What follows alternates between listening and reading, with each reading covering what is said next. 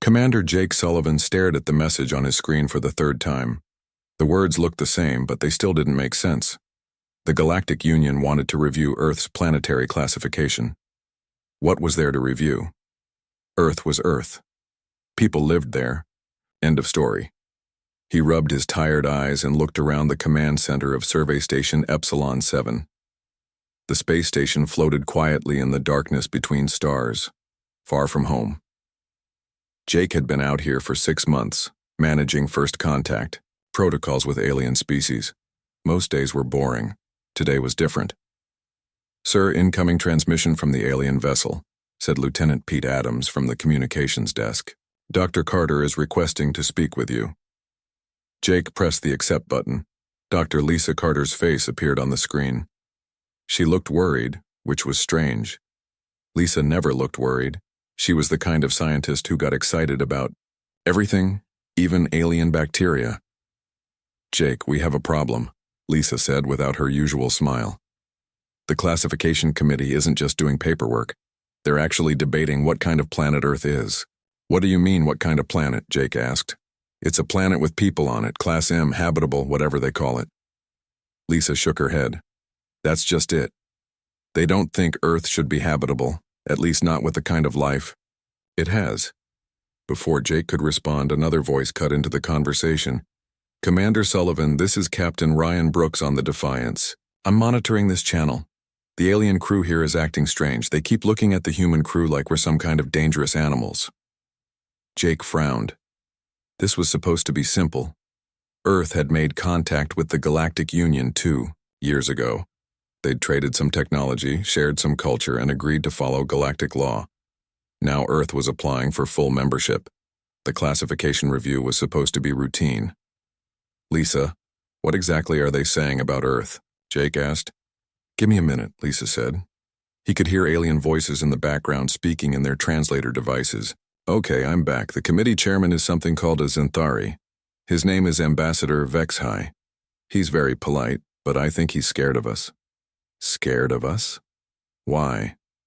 "They've been going through Earth's geological data. Our earthquakes, volcanoes, hurricanes, ice ages, asteroid impacts, the works. They keep using words like impossible and lethal environment." Captain Brooks spoke up again. "Commander, I'm seeing similar reactions here.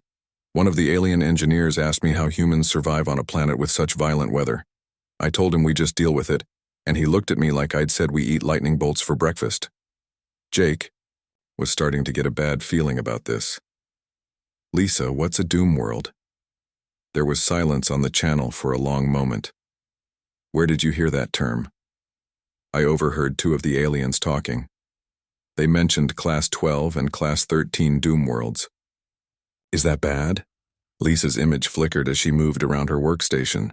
"I'm looking it up in the galactic database now." Oh no. "What?" "A Doomworld is a planet so dangerous that intelligent life shouldn't be able to evolve there. Class 12 means the planet has multiple extinction-level threats.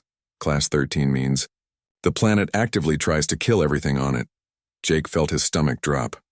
"And they think Earth is one of these?" "They're debating between Class 12 and Class 13 right now, but Jake, there's something else. They mentioned Class 14. "What's Class 14? "According to this, Class 14 is theoretical. It's for planets that are so hostile they shouldn't exist. The database says no known species has ever survived on a Class 14 world." Captain Brooks cut in again. "That explains a lot. The alien medical officer asked me about human bone density yesterday. When I told him the numbers, he ran a diagnostic on his scanner 3 times. He thought it was broken." Jake tried to process this information. Earth was dangerous, sure. There were earthquakes and storms and diseases. But people lived there, billions of people. They built cities and farms and had families. It was just normal life. "Lisa, are you sure they understand that humans actually evolved on Earth? We're not visitors or anything?" I told them that. It made things worse. The biologist on the committee started making these clicking sounds. I think that's how his species shows distress. The communication panel beeped with another incoming message. Jake accepted it and saw the face of Ambassador Vexhai himself. The alien looked like a cross between a bird and a lizard, with bright blue feathers and large, intelligent eyes. Commander Sullivan, the ambassador said in carefully pronounced English. I hope I am not interrupting important duties. Not at all, Ambassador. How can I help you? We have completed our preliminary review of your planet's classification data.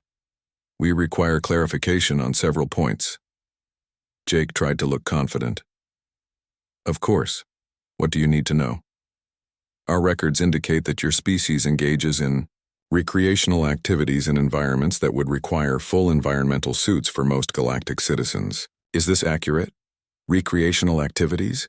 Swimming in natural bodies of water containing unknown microorganisms, climbing vertical rock formations without safety equipment, exposing skin to direct stellar radiation for extended periods. Jake blinked. You mean going to the beach and hiking? The ambassador's feathers ruffled slightly. These activities are considered normal for humans? Yes, sir. Very normal. I see. The ambassador paused. Commander, we must also verify reports that humans regularly consume chemical compounds that would be toxic to most species, such as capsaicin, ethanol, caffeine. Jake almost laughed. You mean spicy food, alcohol, and coffee? These substances are recreational intoxicants for your species.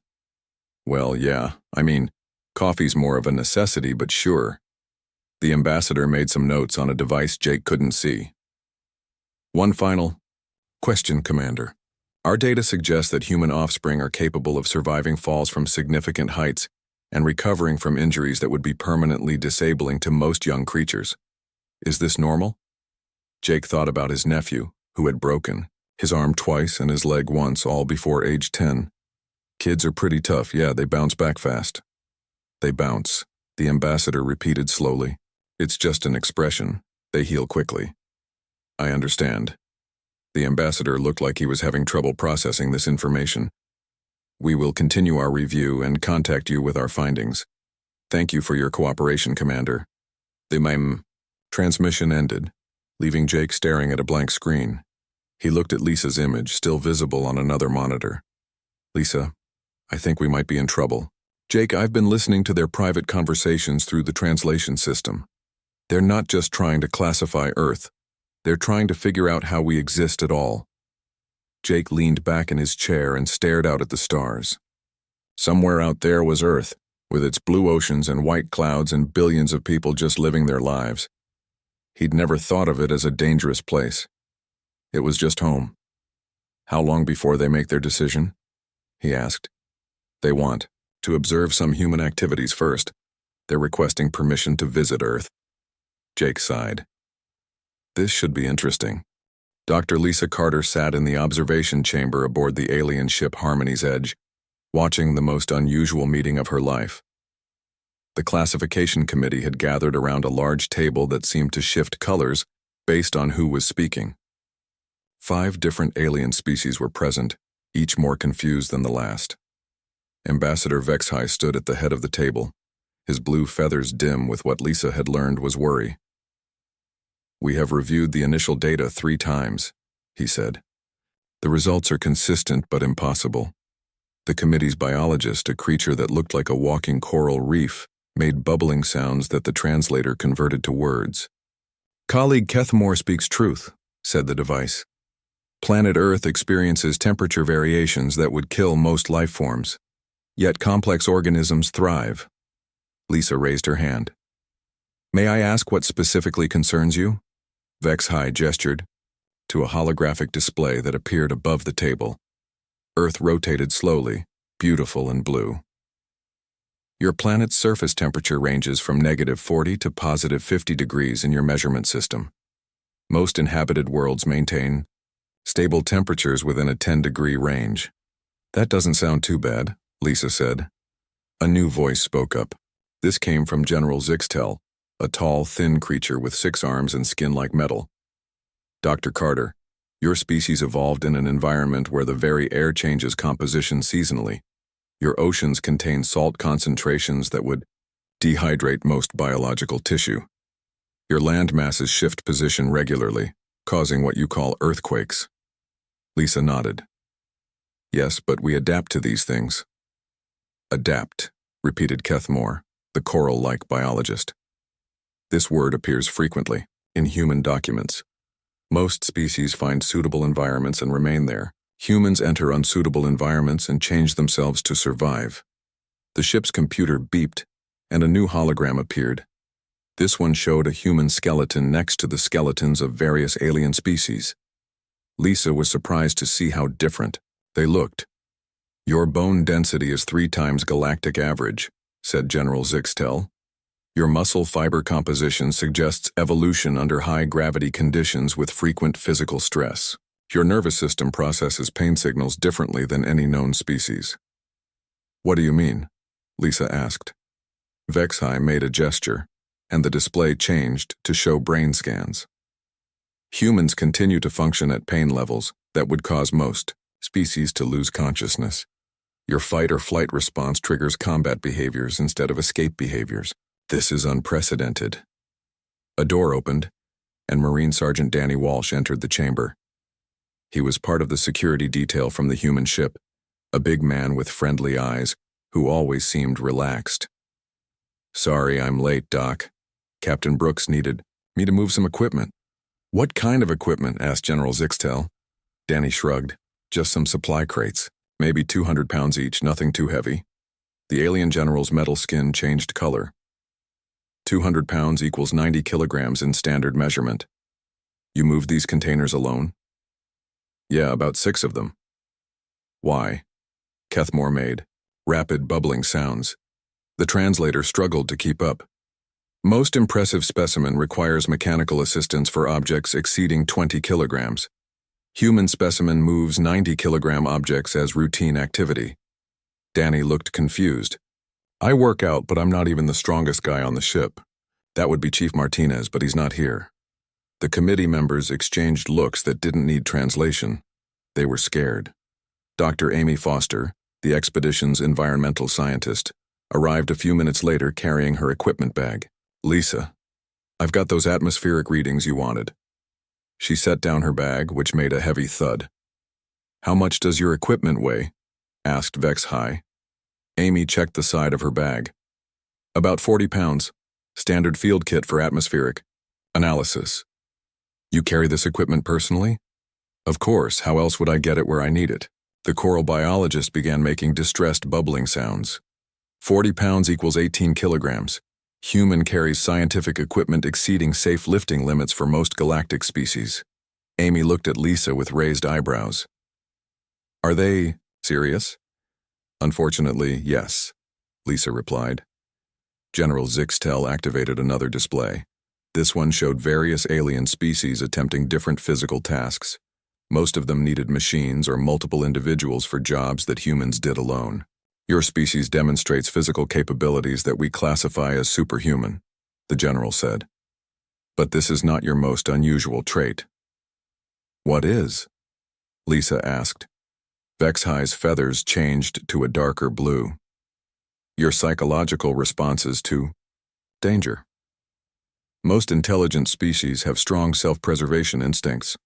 When faced with threats, they retreat to safety and call for assistance." "That makes sense," Danny said. "Humans do the opposite. When faced with threats, especially threats to other humans, your species becomes more aggressive and moves toward danger. This behavior appears in your news reports, your entertainment, and your historical records." Amy nodded. "Well, yeah, if someone needs help, you help them. Even if helping them puts you in danger?" "Especially then." The committee fell silent. Lisa could hear the ship's life support systems humming in the background. Finally, Kethmore spoke.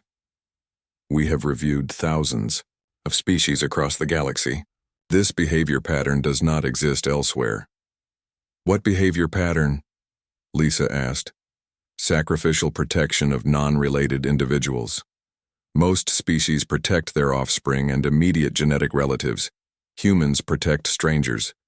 Humans have died protecting other species they had never encountered before." General Zixtel pulled up another display showing combat statistics.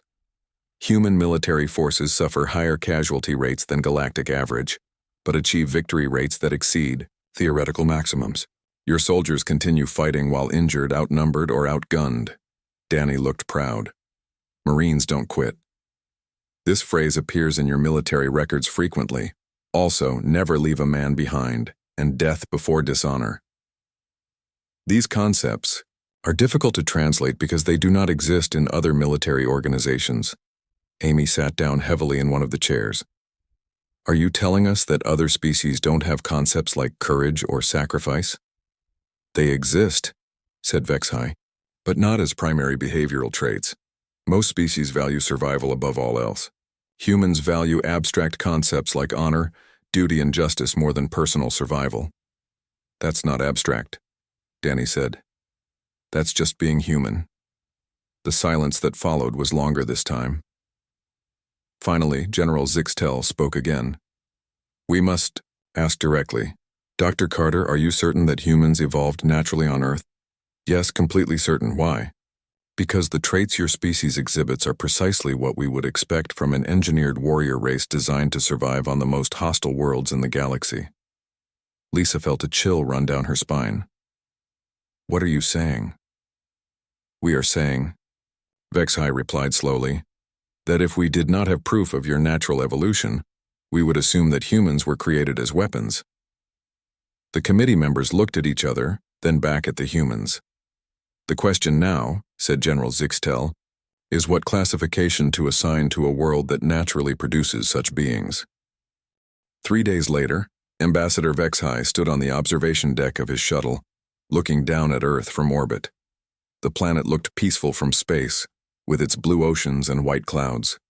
It was hard to believe this beautiful world was what his committee classified as a death trap. Are you certain this is safe?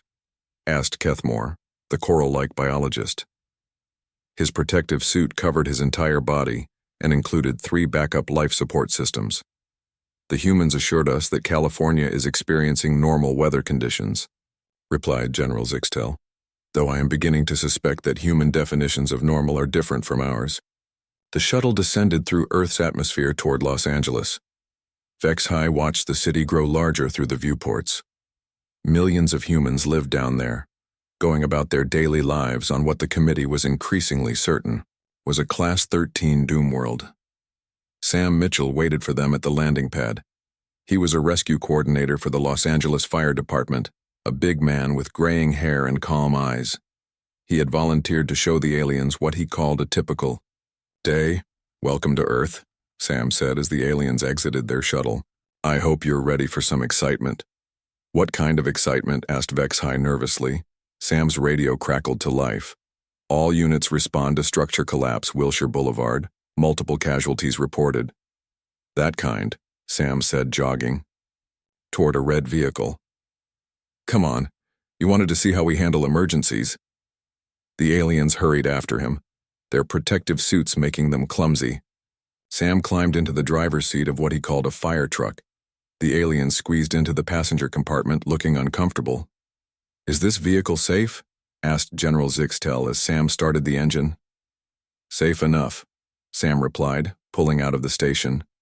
Just hold on. The fire truck raced through the city streets with lights flashing and sirens wailing. The aliens gripped their seats as Sam navigated through traffic at speeds that their safety protocols would never allow. How fast are we traveling? Shouted Kethmore over the noise. About 60 miles per hour, Sam called back. Don't worry, I've been doing this for 20 years. The aliens exchanged worried looks. 60 miles per hour was faster than most species could safely travel on the ground. They arrived at the scene to find chaos. A 5-story building had partially collapsed, trapping people inside. Dust and debris filled the air. Other humans in protective gear were already running toward the wreckage. Why are they running toward the danger? Asked Vexhai. Because that's where the people are, Sam said, grabbing his equipment. Stay close and try to keep up. Firefighter Maria Santos appeared through the dust, her face streaked with dirt. Sam, we've got at least 3 people trapped on the 2nd floor. The structure's unstable, but we think we can get them out. Understood, Sam replied. What do you need? 2 more bodies for the rescue team. The building could come down at any time. I'll go, said another firefighter named Carlos, and I'll take the new guy. The aliens watched in horror as the humans discussed entering a collapsing building as if it were routine. This was the kind of situation that would require specialized robots and careful planning in the galactic community. "Are you not going to wait for your structure to stabilize?" asked General Zixtel. Maria looked at him strangely. "People are trapped in there. Every minute we wait makes it more dangerous for them. But every minute you wait makes it safer for you." "That's not how it works," Maria said. "We don't leave people behind." She disappeared into the building with 2 other firefighters. The aliens stood outside, listening to the radio chatter as the rescue team moved through the dangerous structure. "Team 2, the floor is starting to sag. You need to move faster." "Copy that. We've got eyes on the first victim." "Lowering the basket now." "Building's shifting. Everyone out in 5 minutes." Kethmore made distressed bubbling sounds. "This is madness. They are risking their lives for individuals they do not know."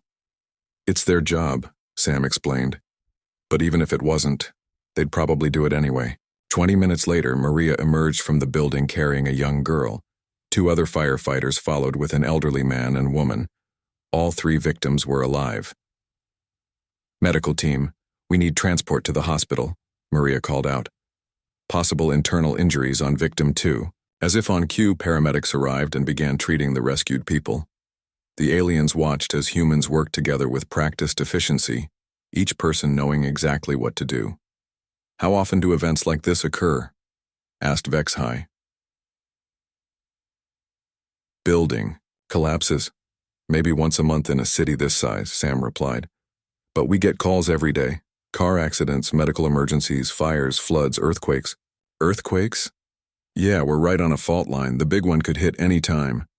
"The big one?" "Major earthquake. Scientists say it's overdue. Could level half the city." The aliens stared at him. "And you continue to live here?" Sam shrugged. "Where else would we go? This is home." An hour later, they were back at the fire station. The aliens sat in the break room, trying to process what they had witnessed. The humans went about their normal routine as if nothing unusual had happened. "In galactic emergency protocols," said General Zixtel, "the primary objective is always the preservation of rescue personnel. Secondary objective is equipment protection. Victim rescue is tertiary." "That seems backwards," said Maria, who was cleaning her equipment. "How so?" "The whole point is to save people. If we're not willing to take risks to do that, what's the point of having rescue services?" Before the aliens could respond, Sam's radio crackled again. "All units respond to vehicle accident Highway 101. Multiple vehicles involved. Possible fatalities." "That's us," Sam said, standing up. "You guys want to see another call?" The aliens looked at each other nervously. "How dangerous is this one?" asked Kethmore. "Highway accident? Could be anything.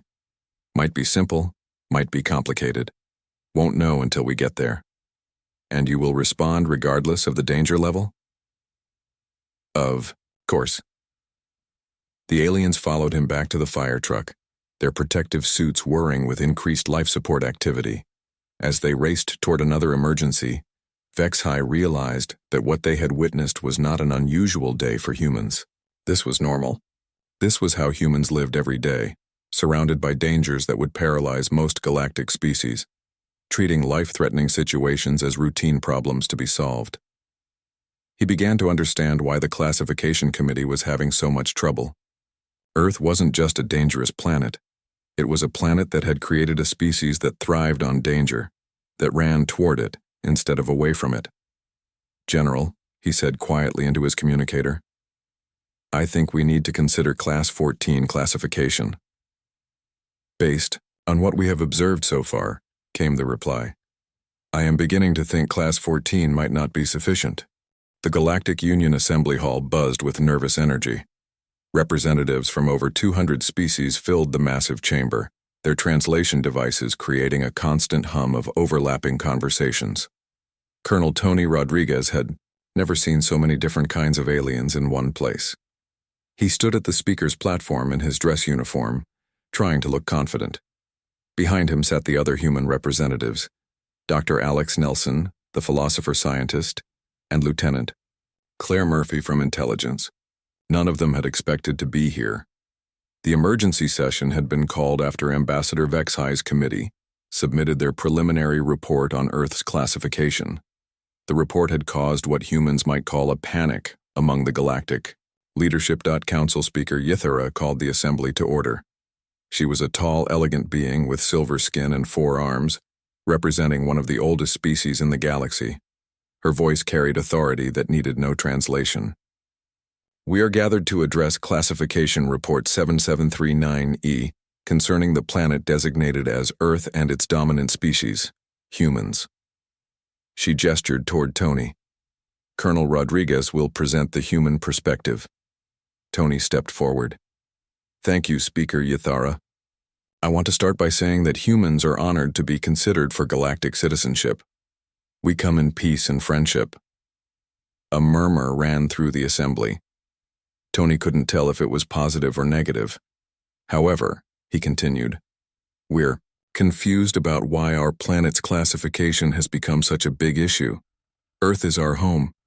We've lived there for thousands of years. We're not sure what the problem is.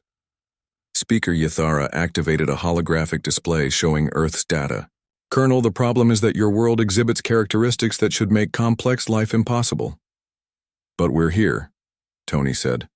So obviously it's not impossible. That is precisely what concerns us.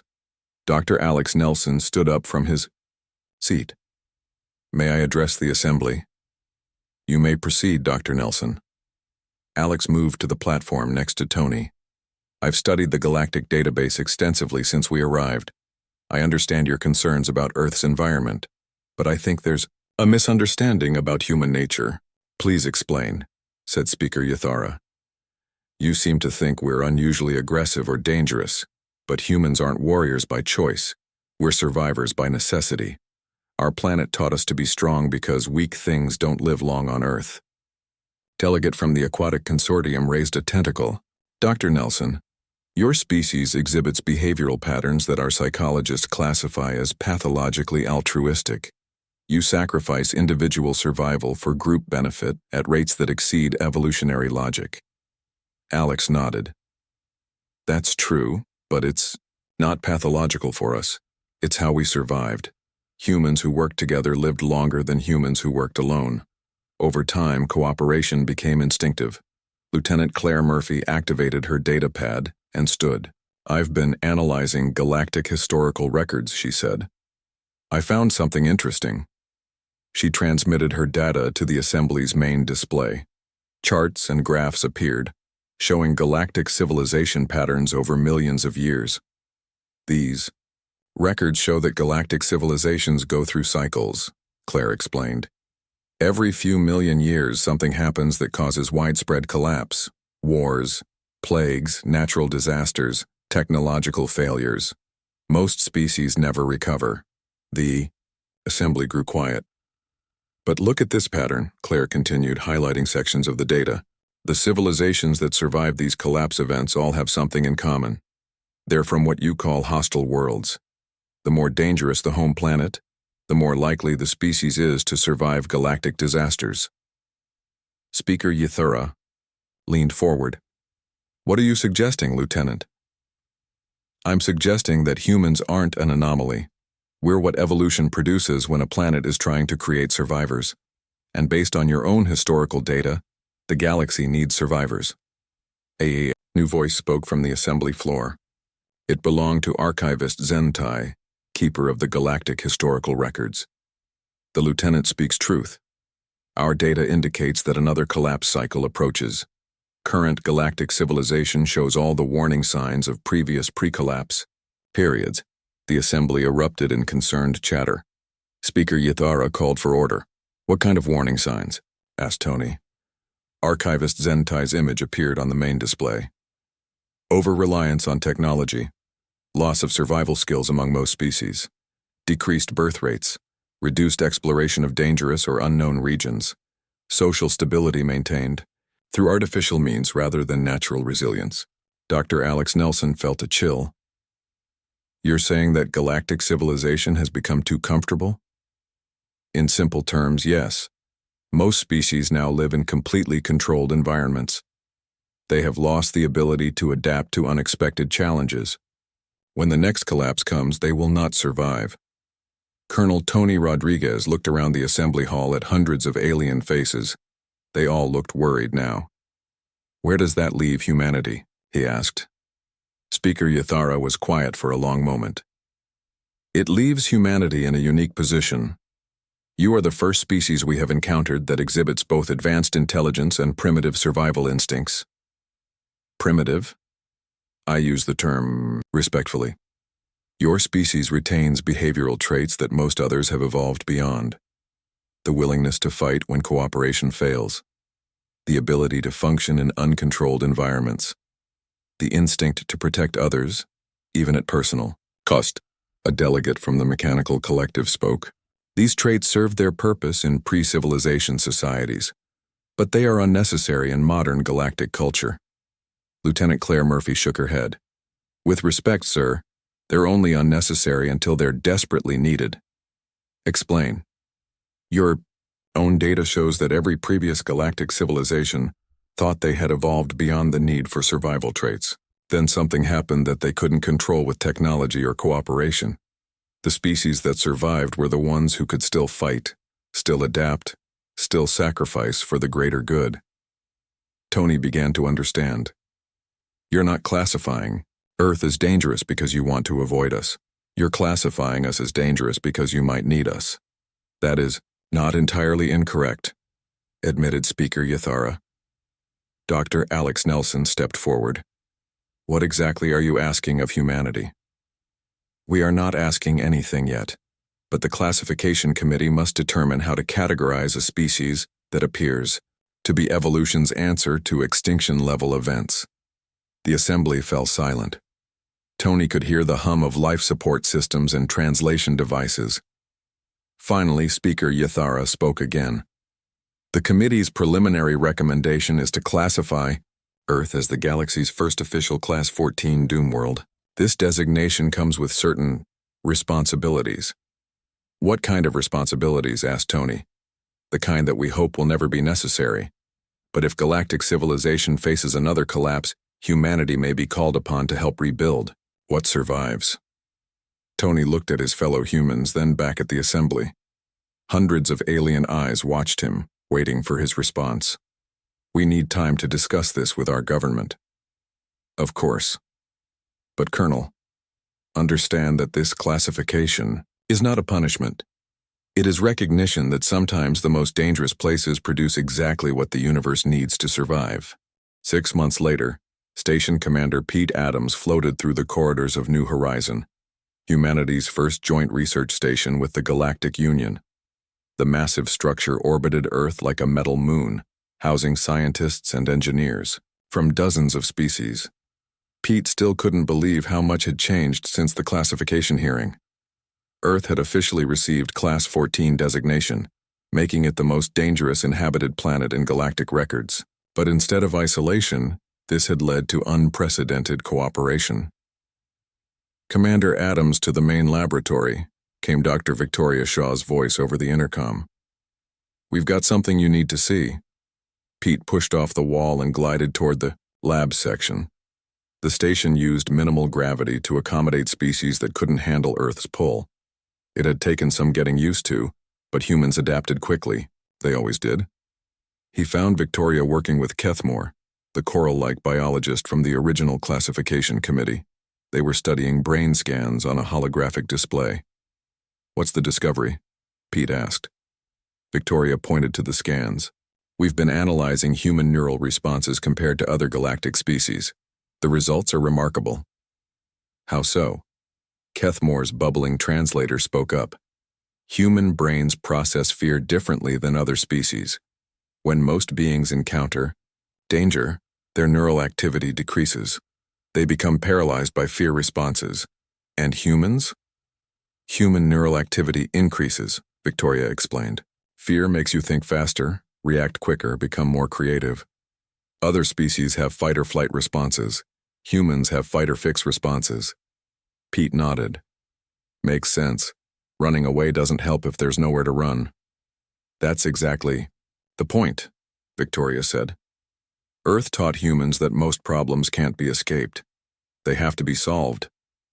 A new voice joined the conversation. This explains much about human psychology.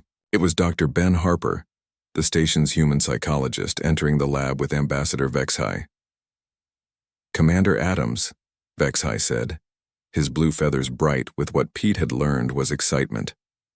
"We have completed the initial integration protocols. The results exceed all expectations." "What kind of results?" Ben activated another display showing training statistics. "We've been teaching survival techniques to volunteer alien personnel. Basic stuff like emergency first aid, equipment repair under stress, decision-making in dangerous situations. And species that have been studying these techniques for months are achieving competency levels that humans consider basic childhood skills." Vexhai ruffled his feathers. "Human children routinely demonstrate survival capabilities that our military specialists require years to learn." Pete thought about his nephew back on Earth, the same kid who had broken bones and bounced back. "Kids are tough." "Yes, but why?" asked Victoria. "That's what we're trying to understand. How did Earth create a species where basic survival traits are so advanced?" Engineer Chris Morgan's voice came over the intercom. "Commander, you might want to see what we're working on in Engineering Bay 3. Pete made his way to the engineering section, where Chris was working with a team of alien technicians. They were building what looked like a more robust version of standard galactic safety equipment. "What's the project?" Pete asked. "Human-grade safety gear," Chris replied. "Turns out standard galactic equipment isn't built for human activities." One of the alien engineers, a being that resembled a large insect, made clicking sounds. "Human definition of safe working conditions requires equipment rated for extreme environments by galactic standards."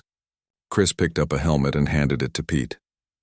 "This is rated for impacts that would be considered industrial accidents by most species. For humans, it's basic construction site protection." "Why the difference?" "Humans work in conditions that other species avoid," the insect engineer explained. "High temperatures, toxic atmospheres, unstable structures, dangerous machinery. What humans call normal working conditions, we call emergency situations." Pete tested the helmet's weight. It was surprisingly light despite being much stronger than standard gear. "How are the joint projects going?" "Better than expected," Chris said. "Alien technology is incredibly advanced, but it's designed for controlled environments. Human engineering is less advanced but more flexible. When we combine them, we get something neither species could create alone." A communication panel lit up with an incoming message. Pete accepted it and saw Jake Sullivan's face.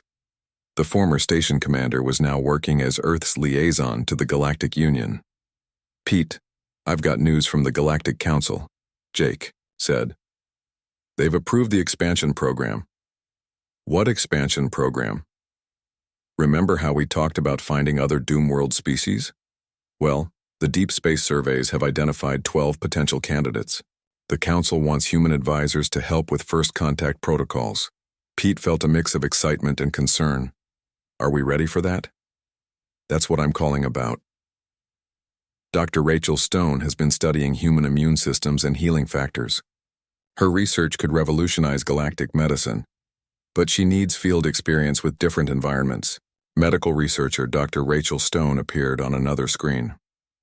"Pete, human biology might be the key to helping other species develop better survival traits, but I need to study humans in their natural environment." "You mean Earth?" "And other challenging worlds. The Council wants to establish human medical research stations on Class 10 and higher worlds, places where other species can't safely operate." Pete understood. They want humans to be the galactic emergency response team. "More than that," Jake said. "They want humans to be teachers. Show other species how to survive challenges that their own evolution didn't prepare them for." Dr. Victoria Shaw joined the conversation from the main lab. "Pete, there's something else. The historical data suggests that the next galactic crisis might happen sooner than expected." "How soon?" "Maybe within our lifetime. The warning signs are accelerating." Pete looked around the engineering bay at humans and aliens working together. 6 months ago, Earth had been an unknown world on the edge of galactic space. Now humanity was being asked to help prepare the galaxy for survival. "What does the Council need from us?" he asked. Jake's expression grew serious. "Everything we've got. Human engineers to design better emergency equipment, human medical researchers to help other species become more resilient, human psychologists to teach mental toughness, human military advisors to develop survival training. And if the crisis comes? Then humans become the galaxy's backup plan, the species that can survive when everything else fails." Pete thought about Earth, spinning quietly below them. Billions of people going about their normal lives dealing with earthquakes and storms and all the other dangers they considered routine. They had no idea they might soon be responsible for helping an entire galaxy survive. "When do we start?" he asked. "We already have," Jake replied. "The question is whether we're ready." Pete looked at the aliens working alongside human engineers, aliens learning to think like humans when faced with impossible problems. He thought about human children playing games that taught them to survive things that would terrify most galactic species. "We're as ready as anyone can be," he said. "After all, we're from Earth. Being ready for impossible things is what we do." The communication ended, leaving Pete alone with his thoughts.